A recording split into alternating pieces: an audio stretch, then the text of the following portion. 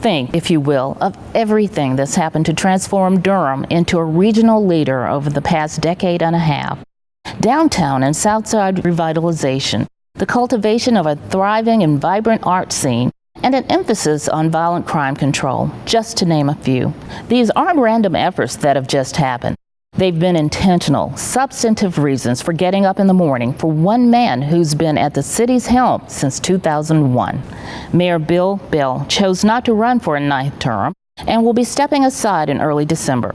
He decided it was time to let someone else take the lead because he knows Durham will continue to flourish. Welcome to City Life. I'm Beverly Thompson. Well, we couldn't let him go without asking him to sit down for one last chat. So joining me to talk about his time in office is Durham's outgoing mayor, Bill Bell. Welcome, Mayor, and thank you so much for joining me. Well, Beverly, thanks for having me. Mayor, it's been 16 years. 16 years. Has to be a record of some sort. But how would you describe it now? It's been a great 16 years. I couldn't have imagined it to have been any better. I had no idea as to what I really was getting involved in. But it's really been a good ride. It really has. I've enjoyed it immensely and would do it over again if I had to. Really? Yeah, okay. Yeah. Well, I know you've seen the city just grow and change so much in 16 years. So how would you say that you have grown and changed in those 16 years? Well, I think I've, in a sense, tried to grow with the city. Durham has gone through sort of a renaissance in terms of the physical look of Durham, in terms of its people. And I've tried to adapt to that. And what I've been able to do is to probably be much more aware of my surroundings and, more importantly, my community and how it fits in and how I fit in. You know, public service is a huge commitment, and I think no one has illustrated the commitment to the city and to the people than you have. Why makes public service such a big part of your life? Well, again, I hadn't planned for that. It just so happened that as I got involved back in 1972 when I ran for the county commissioners, it started that path. And I really thought that when I left the county commissioners in 2000, that was pretty much it. I'd retired from IBM in '96. I'm working with UDI CDC, and I thought pretty much my life, political life, had been set aside. But I had some people come and talk to me and asked me if I'd consider running for mayor in 2001. And after a long discussion with my family and given a lot of thought, I decided to do it. And I was fortunate enough to get elected and just moved on from there. So the commitment that you've shown, has it been something you've had to just think about, or does it come naturally? Well, I'm not so sure it comes naturally, and obviously you have to give it a certain amount of thought once you get into it. But I feel comfortable with it. I guess that's what's more important. I really feel comfortable as an elected official doing the business that we're about doing. So that's what makes it easy for me. So what would you say has been your passion project over the last 16 years?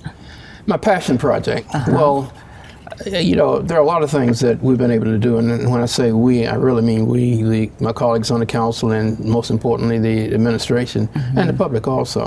But if you look at what is happening in downtown in terms of its revitalization, if you look at what's happening in some of our neighborhoods, such as Southside, what's happening in Northeast Central Durham, they're sort of passion things. What you do is you get involved in those from ground up, and you see them come to fruition. DPAC is another one.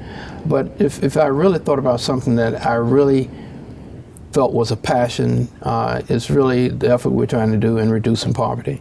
Because that is a real challenge, and it really deals with the lives of people who are in those areas we're trying to focus on. So that's sort of a passion that I have within. It probably doesn't come out as much as it probably should, but it's really something that I'm concerned about. Do you think you'll continue your participation in those kinds of projects after you're mayor? After you leave office? I'm not committing myself much to anything, but I did indicate to the committee members at the last meeting we had that I wanted to stay involved in some way, and understanding I won't be the mayor, so I just need to be careful how I involve myself, but I would like to stay involved in it. What would you consider your biggest challenge as mayor? In terms of challenges, Bev, I guess if I look at one of the challenges that not only that I had, but the community had, it probably occurred during the lacrosse incident. because that was an incident that gained national attention, national scrutiny, and it wasn't something we asked for, we planned for. It came upon us, and we had to deal with it. So that probably was the biggest challenge that I think that I've met overall in terms of being the mayor of the city of Durham. So there really wasn't an outcome per se for us to be happy about, but do you think it was handled as well as it could have been? Given the circumstances, I think it was handled as well as it could be. My interest was always in seeing that the truth came out as much as it could, but by the same token, understanding there were always two sides to a story, and we just had to wait till that worked itself out. But most importantly, keeping the community in a state of understanding and hopefully understanding what we're going through. Now I know you made thousands of decisions over the last 16 years. If you could change just one, what would it be? If I could change just one decision, I have to come back to the issue about reducing poverty. As you know, we kicked that off in 2014, but as I reflect back, it's probably something that I would like to have done a lot earlier. I had a reason for doing it when I did, but as I think back, maybe if I started a little bit earlier, we've been further down the road. It's such a big challenge to It's a challenge, and it really has no end point, because what you're talking about doing is impacting persons' lives and trying to see how the quality of life for them will improve over a certain period of time. And it's individual. Different people have different issues that you have to deal with, but it's a challenge. It's not like building DPAC when you know at the end of the road you're going to have a theater, you cut the lights and everything comes on. Reducing poverty is a different issue. So what will you miss about being mayor? What I would miss about being mayor is having an opportunity to deal with the public in a different type of way. I'll miss certainly the work that we've been able to do as a team on the council, the work we've been able to do with the administration, but just being a part of the direction of the city is something that I'll miss. Now, I know you've served with different councils, 4, 6? I'm not good at math. Yeah, probably, but looking at the big picture, you push the city in a progressive direction throughout it all, and you responded to the needs of so many residents.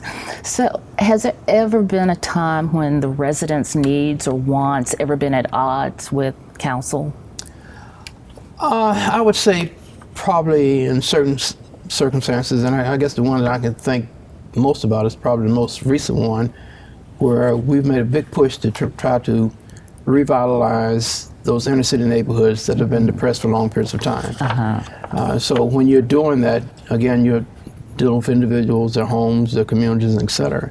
And probably one of the unintended consequences of having done that is that some people have felt impacted by the rise in property values within their community, of which they had no impact, and it's impacted them financially. So that's something we're trying to deal with, but that certainly wasn't an intended consequence of trying to revitalize the neighborhoods that we've gone into, such as over at South Side, and to a certain extent in Northeast Central Durham.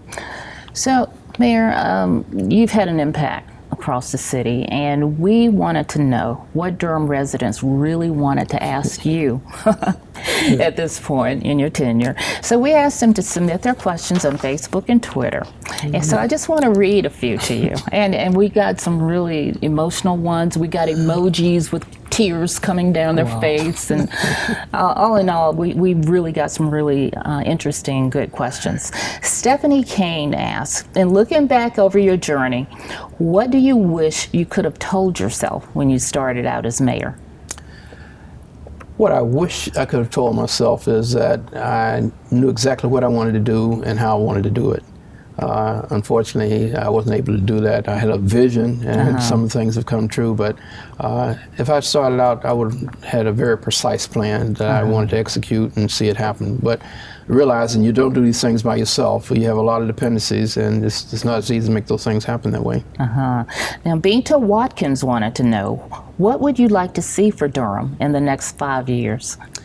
In the next 5 years, I would hope that we continue to progress. I would hope that we see opportunities for more affordable housing. And when I'm speaking about affordable housing, I'm talking about housing for persons whose family income is below the median income. I think we're on the path to making that happen, but I would like to see that come to fruition in a very strategic way over the next 5 years. And building on that, Kelly Cohen-Mazaros wanted to know what innovative steps are being taken to create affordable housing in Durham. Well, that's a good question.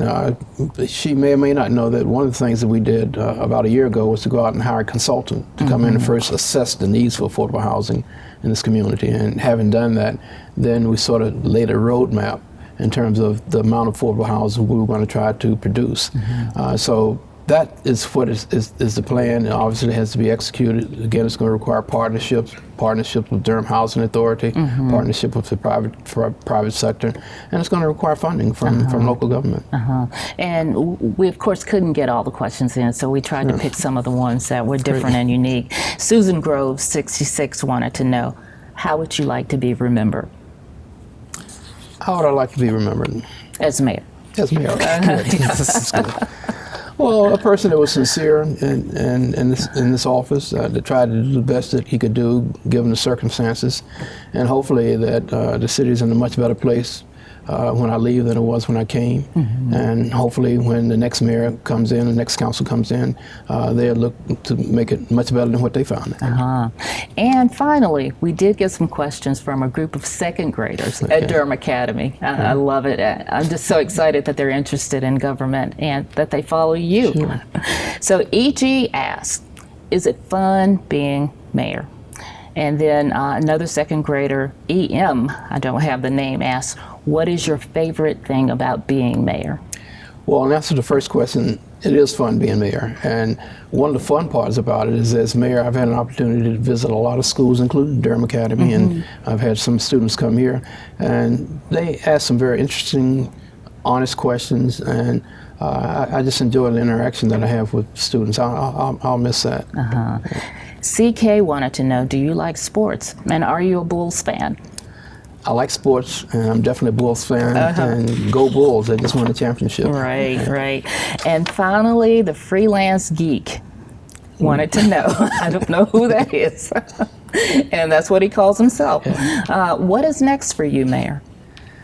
What is next for me? Well, I still have a job. A lot of people think that when you leave the mayor's office, when I leave the mayor's office, I'm still working with our UDI CDC, corporation that I enjoy working with. I'll continue to do that. I've accepted a couple of board assignments that I'll be involved in. But more importantly, what I want to do is be able to relax and do it on my time when I want to do it, and that's what I'm looking forward to. That's the most important thing, huh? And I know you have 6 grandkids. And that's the love of my life, and hopefully I'll be able to spend a lot more time with them. Beautiful kids. Yeah. Well, I want to thank everybody who sent in questions. It was really important for us to hear from the community. So as we wrap up, Mayor, is there any one thing that you'd like to say to everybody that we haven't touched on? Or even that we have touched on? Well, let me say, and I say this constantly when I appear before people, it's been really an honor and a privilege to serve as the mayor of the city of Durham, and I certainly want to thank the voters who have allowed me that opportunity, and all the people who've been supportive of what we've been able to do. It's really been a fun job. I never could have imagined it would have been this much fun when I first came into it, but as I tell people, nobody makes you do this. So if you're willing to do it and the voters are willing to let you do it, it's a great opportunity, and I've tried to experience it, and I've enjoyed it. So Mayor, as we close, we want to say a toast to your years in office, your commitment to Durham, and to your future. And thank you so much for everything you've done. That is yours. Thank you. To the future. Thank you, Beverly. Thank you, Mayor. And thank you, Durham. Thank you, Durham. And thank you for watching City Life. Be sure to follow us on social media and check us out on our podcast. Thank you again for watching City Life.